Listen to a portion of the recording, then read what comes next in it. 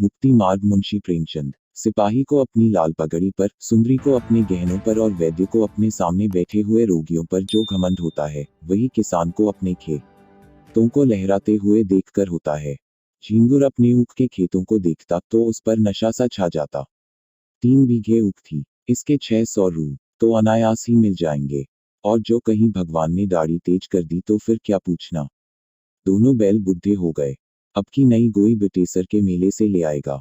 कहीं 2 बीघे खेत और मिल गए तो लिखा लेगा। रुपये की क्या चिंता, बनिए अभी से उसकी खुशामद करने लगे थे। ऐसा कोई न था जिससे उसने गांव में लड़ाई न की हो। वह अपने आगे किसी को कुछ समझता ही न था। एक दिन संध्या के समय वह अपने बेटे को गोद में लिए मटर की फलियां तोड़ रहा था। इतने में उसे भेड़ों का एक झुंड अपनी तरफ आता दिखाई दिया। वह अपने मन में कहने लगा, इधर से भेड़ों के निकलने का रास्ता न था क्या? खेत की मेंढ पर से भेड़ों का झुंड नहीं जा सकता था? भेड़ों को इधर से लाने की क्या जरूरत? ये खेत को कुचलेंगी, चरेंगी, इसका डांड कौन देगा? मालूम होता है बुद्धू गडेरिया है। बच्चा को घमंड हो गया है, तभी तो खेतों के बीच से भेड़े लिए चला आता है। जरा इसकी डिठाई तो देखो, देख रहा है कि मैं खड़ा हूं, फिर भी भेड़ों को लौटाता नहीं। कौन मेरे साथ कभी रियायत की है कि मैं इसकी मुरौवत करूं? अभी एक भेड़ा मोल मांगूं तो 5 ही रुपये सुनावेगा।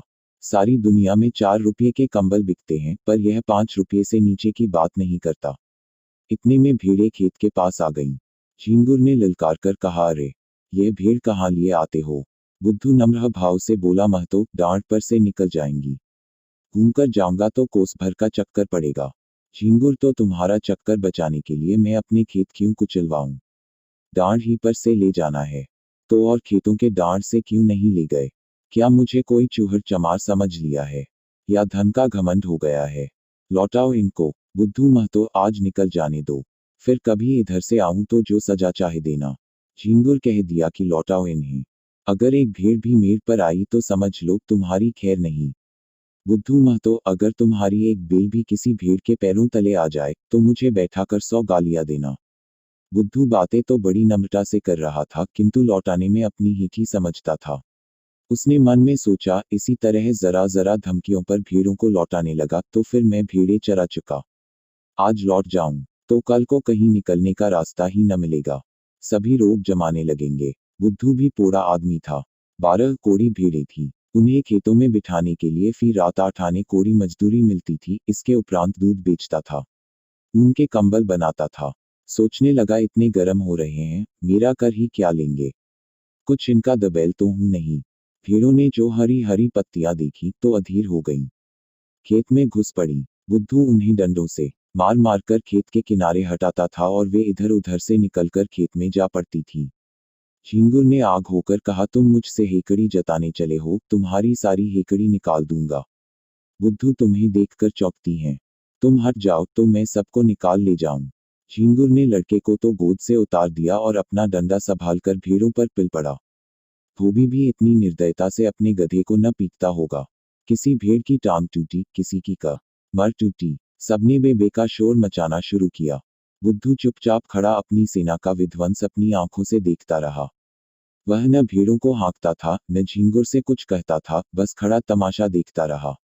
2 मिनट में झींगुर ने इस सेना को अपने अमानुषिक पराक्रम से मार भगाया।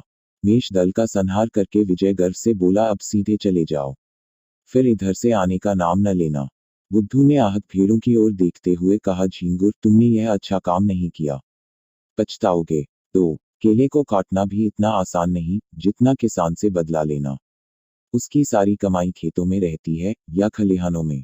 कितनी ही दैविक और भौतिक आपदाओं के बाद कहीं अनाज घर में आता है, और जो कहीं इन आपदाओं के साथ विद्रोह ने भी संधि कर ली तो बेचारा किसान कहीं का नहीं रहता। झींगुर ने घर आकर दूसरों से इस संग्राम का वृतांत कहा तो लोग समझाने लगे, झींगुर, तुमने बड़ा अनर्थ किया, जानकर अनजान बनते हो। बुद्धू को जानते नहीं, कितना झगड़ालू आदमी है, अब भी कुछ नहीं बिगड़ा, जाकर उसे मना लो, नहीं तो तुम्हारे साथ सारे गांव पर आफत आ जाएगी। झींगुर की समझ में बात आई। पछताने लगा कि मैंने कहां से कहां उसे रोका। अगर भीड़ें थोड़ा बहुत चर ही जाती तो कौन मैं उजड़ा जाता था। वास्तव में हम किसानों का कल्याण दबे रहने में ही है। ईश्वर को भी हमारा सिर उठाकर चलना अच्छा नहीं लगता। जी तो बुद्धू के घर जाने को न चाहता था, किंतु दूसरों के आग्रह से मजबूर होकर चला। अगहन का महीना था, कोहरा पड़ रहा था, चारों ओर अंधकार छाया हुआ था। गांव से बाहर निकला ही था कि सहसा अपने ऊख के खेत की ओर अग्नि की ज्वाला देखकर चौंका पड़ा। छाती धड़कने लगी। खेत में आग लगी हुई थी। बेतहाशा दौड़ा, मनाता जाता था कि मेरे खेत में न हो, पर ज्यों-ज्यों समीप पहुंचता था, यह आशा में भ्रम शांत होता जाता था। वह अनर्थ हो ही गया, जिसके निवारण के लिए वह घर से चला था। हत्यारे ने आग लगा ही दी और मेरे पीछे सारे गांव को चौपट किया। उसे ऐसा जान पड़ता था कि वह खेत आज बहुत समीप आ गया है, मानो बीच के परती खेतों का अस्तित्व ही नहीं रहा। अंत में जब वह खेत पर पहुंचा, तो आग प्रचंड रूप धारण कर चुकी थी। झींगुर ने हाय हाय मचाना शुरू किया। गांव के लोग दौड़ पड़े और खेतों से अरहर के पौधे उखाड़कर आग को पीटने लगे। अग्नि मानव संग्राम का भीषण दृश्य उपस्थित हो गया। एक पहर तक हाहाकार मचा रहा। कभी एक प्रबल होता था, कभी दूसरा। अग्नि पक्ष के योद्धा मर मर कर जी उठते थे और द्विगुण शक्ति से रणोन्मत्त होकर शस्त्र प्रहार करने लगते थे।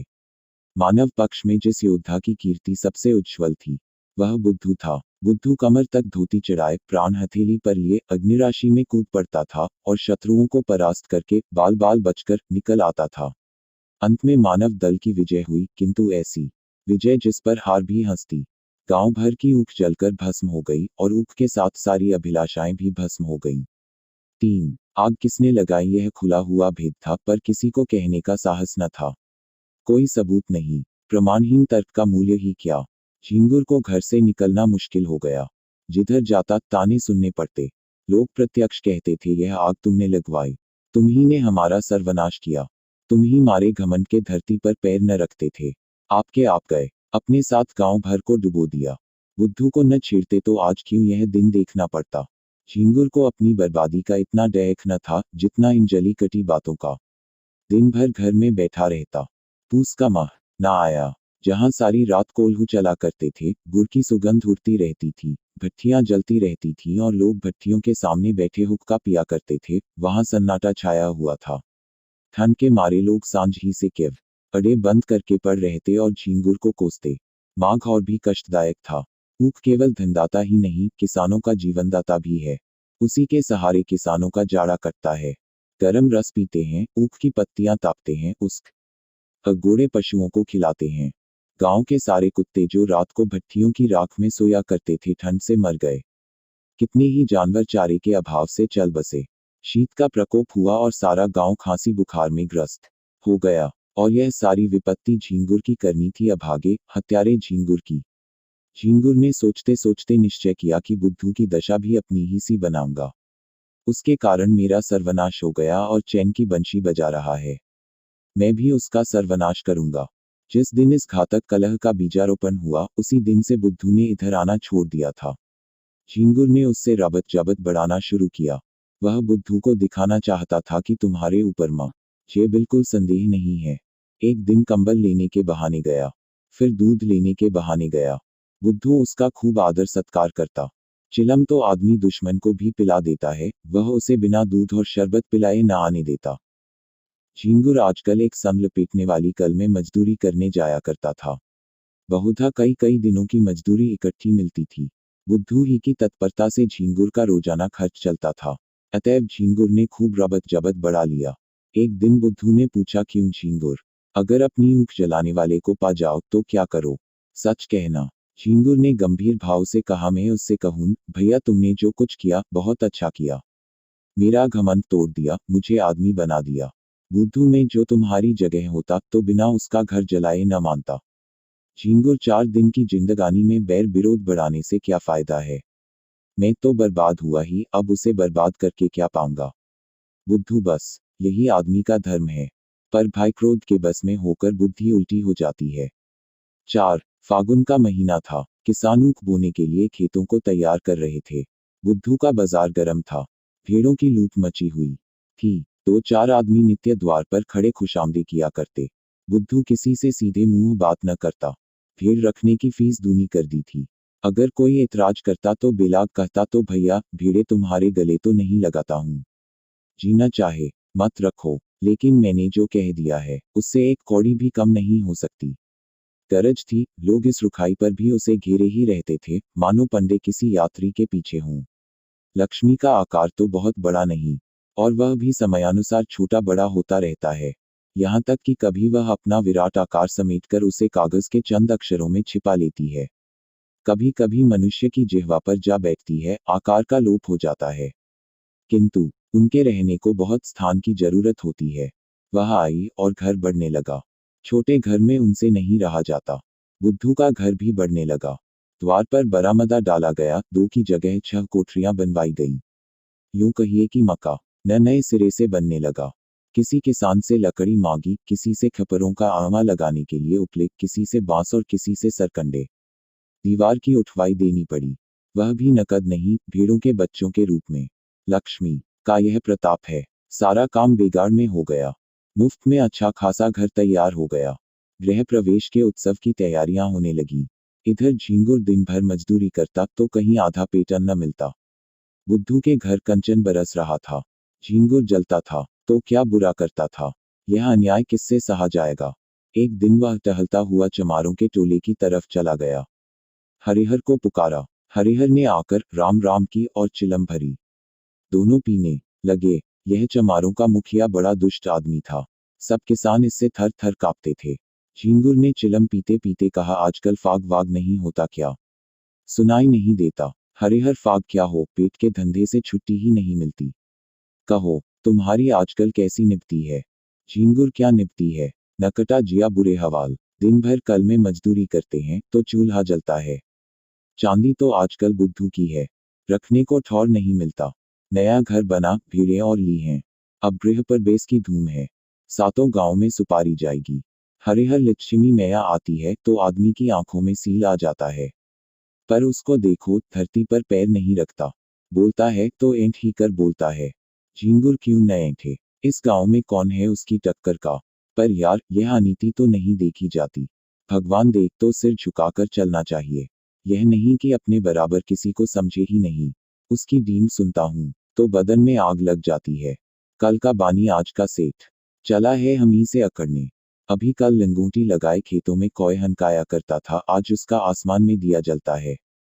हरिहर, कहो तो कुछ उपयोग करूं। झींगुर, क्या करोगे? इसी डर से तो वह गाय भैंस नहीं पालता। हरिहर, भीड़े तो हैं। झींगुर, क्या बगला मारे पखना हाथ। हरिहर, फिर तुम ही सोचो। झींगुर, ऐसी जुगत निकालो कि फिर पनपने न पावे। इसके बाद फुस फुस करके बातें हों ने लगी। वह एक रहस्य है कि भलाइयों में जितना द्वेष होता है, बुराइयों में उतना ही प्रेम। को देखकर, साधु साधु को देखकर और कवि कवि को देखकर जलता है। एक दूसरे की सूरत नहीं देखना चाहता, पर जुआरी जुआरी को देखकर, शराबी शराबी को देखकर, चोर चोर को देखकर सहानुभूति दिखाता है, सहायता करता है। एक पंडित जी अगर अंधेरे में ठोकर खाकर गिर पड़े तो दूसरे पंडित जी उन्हें उठाने के बदले 2 ठोकरें और लगा लेंगे कि वह फिर उठ ही न सके। पर एक चोर पर आफत आई देख दूसरा चोर उसकी मदद करता है। बुराई से सब घृणा करते हैं, इसलिए बुरों में परस्पर प्रेम होता है। भलाई की सारा संसार प्रशंसा करता है, इसलिए भलों से विरोध होता है। चोर को मारकर चोर क्या पाएगा? घृणा। विद्वान का अपमान करके विद्वान क्या पाएगा? यश। झींगुर और हरिहर ने सलाह कर ली। षड्यंत्र रचने की विधि सोची गई। उसका स्वरूप, समय और क्रम ठीक किया गया। झींगुर चला तो अकड़ा जाता था, मार लिया दुश्मन को, अब कहाँ जाता है। दूसरे दिन झींगुर काम पर जाने लगा तो पहले बुद्धू के घर पहुंचा। बुद्धू ने पूछा, क्यों आज नहीं गए क्या? झींगुर, जा तो रहा हूं, तुमसे यही कहने आया था कि मेरी बच्चिया को अपनी भेड़ों के साथ क्यों नहीं चरा दिया करते। बेचारी खूंटे से बंधी बंधी मरी जाती है। न घास न चारा, क्या खिलाएं। बुद्धू, भैया, मैं गाय भैंस नहीं रखता। चमारों को जानते हो, एक ही हत्यारे होते हैं। इसी हरिहर ने मेरी 2 गुएं मार डाली। न जाने क्या खिला देता है। तब से कान पकड़े कि अब गाय भैंस न पालूंगा। लेकिन तुम्हारी एक ही बच्चिया है, उसका कोई क्या करेगा? जब चाहो पहुंचा दो। यह कहकर बुद्धू अपने गृहोत्सव का सामान उसे दिखाने लगे। घी, शक्कर, मैदा, तरकारी सब मंगा रखा था। केवल सत्यनारायण की कथा की देर थी। झींगुर की आंखें खुल गईं। ऐसी तैयारी न उसने स्वयं कभी की थी और न किसी को करते देखी थी। मजदूरी करके घर लौटा तो सबसे पहला काम जो उसने किया वह अपनी बच्चिया को बुद्धू के घर पहुंचाना था। उसी रात को बुद्धू के यहाँ सत्यनारायण की कथा हुई। ब्रह्मभोज भी किया गया। सारी रात विप्रों का आगत स्वागत करते गुजरी।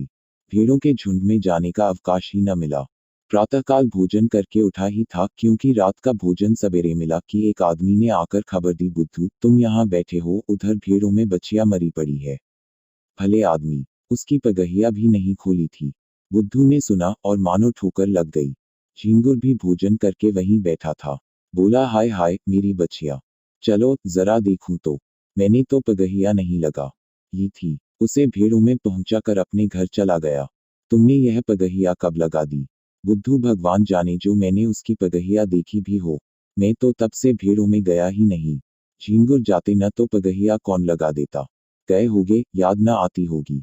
एक ब्राह्मण मरी तो भीड़ों में ही न। दुनिया तो यही कहेगी कि बुद्धू की असावधानी से उसकी मृत्यु हुई, पगहिया किसी की हो। हरिहर, मैंने कल सांझ को इन्हें भीड़ों में बच्चिया को बांधते देखा था। बुद्धू, मुझे? हरिहर, तुम नहीं, लाठी कंधे पर रखे बच्चिया को बांध रहे थे। बुद्धू, बड़ा सच्चा है तू। तूने मुझे बच्चिया को बांधते देखा था। हरिहर, तो मुझ पर काहे बिगड़ते हो भाई? तुमने नहीं बांधी, नहीं सही। ब्राह्मण, इसका निश्चय करना होगा। गोहत्या का प्रायश्चित करना पड़ेगा। कुछ हंसी ठट्ठा है। झींगुर, महाराज कुछ जानबूझकर तो बांधी नहीं। ब्राह्मण, इससे क्या होता है? हत्या इसी तरह लगती है, कोई गऊ को मारने नहीं जाता। झींगुर, हाँ, गऊओं को खोलना बांधना है तो जोखिम का काम। ब्राह्मण शास्त्रों में इसे महापाप कहा है। गऊ की हत्या ब्राह्मण की हत्या से कम नहीं। झींगुर, हाँ, फिर गऊ तो ठहरी ही। इसी से न इनका मान होता है। जो माता सो गऊ। लेकिन महाराज, चूक हो गई। कुछ ऐसा कीजिए कि थोड़े में बेचारा निपट जाए। बुद्धू खड़ा सुन रहा था कि अनायास मेरे सिर हत्या मरी जा रही है। झींगुर की कूटनीति भी समझ रहा था। मैं लाख कहूं, मैंने बच्चियां नहीं बांधी। मानेगा कौन? लोग यही कहेंगे कि प्रायश्चित से बचने के लिए ऐसा कह रहा है। ब्राह्मण देवता का भी उसका प्रायश्चित कराने में कल्याण होता था। भला ऐसे अवसर पर कब चूकने वाल थे। फल यह हुआ कि बुद्धू को हत्या लग गई। ब्राह्मण भी उससे जले हुए थे। कसर निकालने की घात मिली। 3 मास का भिक्षा दंड दिया, फिर 7 तीर्थ स्थानों की यात्रा, उस पर 500 विप्रों का भोजन और 5 कुओं का दान। बुद्धू ने सुना तो बधिया बैठ गई। रोने लगा तो दंड घटाकर 2 मास कर दिया। इसके सिवा कोई रियायत नहीं हो सकी। न कहीं अपील, न कहीं फरियाद। बेचारे को यह दंड स्वीकार करना पड़ा। बुद्धू ने भेड़ें ईश्वर को सौंप। लड़के छोटे थे, स्त्री अकेली क्या क्या करती। गरीब जाकर द्वारों पर खड़ा होता और मुंह छिपाए हुए कहता, गाय की बाछी दिया बनवास। भिक्षा तो मिल जाती, किंतु भिक्षा के साथ 2-4 कठोर अपमानजनक शब्द भी सुनने पड़ते। दिन को जो कुछ पाता वही शाम को किसी पेड़ के नीचे बनाकर खा लेता और वहीं पर रहता। कष्ट की तो उसे परवाह न थी। भीड़ों के साथ दिन भर चलता ही था, पेड़ के नीचे सोता ही था, भोजन भी इससे कुछ ही अच्छा मिलता था। पर लज्जा थी भिक्षा मांगने की, विशेष करके जब कोई कर्कशा यह व्यंग्य कर देती थी कि रोटी कमाने का अच्छा ढंग निकाला है, तो उसे हार्दिक वेदना होती थी। पर करे क्या? 2 महीने के बाद वह घर लौटा। बाल बड़े हुए थे, दुर्बल इतना मानो 60 वर्ष का बूढ़ा हो। तीर्थयात्रा के लिए रुपयों का प्रबंध करना था, करियों को कौन महाजन कर्ज दे। भेड़ों का भरोसा क्या? कभी कभी रोग फैलता है तो रात भर में दल का दल साफ हो जाता है। उस पर जेठ का महीना, जब भेड़ों से कोई आमदनी होने की आशा नहीं। एक तेली राजी भी हुआ तो 2 रुपये ब्याज पर। 8 महीने में ब्याज मूल के बराबर हो जाएगा। यहाँ कर्ज लेने की हिम्मत न पड़ी। इधर 2 महीनों में कितनी ही भेड़ें चोरी चली गई थी। लड़के चराने ले जाते थे। दूसरे गांव वाले चुपके से 1-2 भेड़ें किसी खेत या घर में छिपा देते और पीछे मारकर खा जाते। लड़के बेचारे एक तो पकड़ न सकते और जो देख भी लेते तो लड़े क्या। सारा गांव एक हो जाता। 1 महीने में तो भेड़ें आधी भी न रहेंगी। बड़ी विकट समस्या थी। विवश होकर बुद्धू ने एक बूचड़ को बुलाया और सब भेड़ें उसके हाथ बेच डाली। 500 रू हाथ लगे, उसमें से 200 रू लेकर तीर्थ यात्रा करने गया। शेष रुपये ब्रह्मभोज आदि के लिए छोड़ गया। बुद्धू के जाने पर उसके घर में 2 बार सेंध लगी, पर यह कुशल हुई कि जगहट हो जाने के कारण रुपये बच गए। 5 सावन का महीना था। चारों ओर हरियाली छाई हुई थी। झींगुर के बैल न थे, खेत बटाई पर दे दिए थे। बुद्धू प्रायश्चित से निवृत्त हो गया था और उसके साथ ही माया के फंदे से भी। न झींगुर के पास कुछ था, न बुद्धू के पास। कौन किससे जलता और किस लिए जलता। सन की कल बंद हो जाने के कारण झींगुर अब बेदारी का काम करता था। शहर में एक विशाल धर्मशाला बन रही थी। हजारों मजदूर काम करते थे। झींगुर भी उन्हीं में था। 7वें दिन मजदूरी के पैसे लेकर घर आता था और रात भर रहकर सवेरे फिर चला जाता था। बुद्धू भी मजदूरी की टोह में यहीं पहुंचा। जमादार ने देखा दुर्बल आदमी है, कठिन काम तो इससे हो न सकेगा, कारीगरों को गारा देने के लिए रख लिया। बुद्धू सिर पर तसला रखे गारा लेने गया तो झींगुर को देखा। राम राम हुई, झींगुर ने गारा भर दिया, बुद्धू उठा लाया। दिन भर दोनों चुपचाप अपना अपना काम करते रहे। संध्या समय झींगुर ने पूछा, कुछ बनाओगे न? बुद्धू, नहीं तो खाऊंगा क्या? जी गुर, मैं तो एक जून चबईना कर लेता हूँ। इस जून सत्तू पर काट देता हूँ। कौन झंझट करे? बुद्धू, इधर उधर लकड़ियां पड़ी हुई हैं, बटोर लाओ।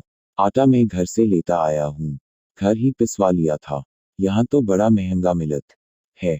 इसी पत्थर की चट्टान पर आटा गूंदे लेता हूँ।